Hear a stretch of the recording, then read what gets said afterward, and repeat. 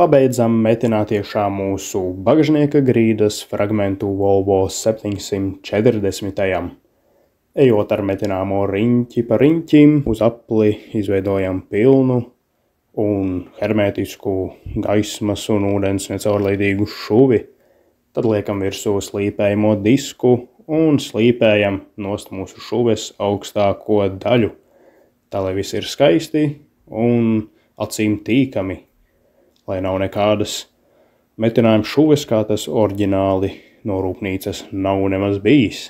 Slīpējam visu riņķi pa riņķim, pārlieku nepārkarsējot arī mūsu kaut kādu konkrēto punktu, noslīpējam visu šuvīti smuki, tad samainam mūsu slīpējamo disku uz smilšpapīra disku un nofinišējam visu ar tādu skaistu slīpējumu. Vēlējos tev pateikt lielu paldies, ka seko līdzi Volvo sērijām un vispār šim te Citādas garāžas kanālam. Bez tevis te nekas nenotiktu. Gaidi arī nākamās sērijas.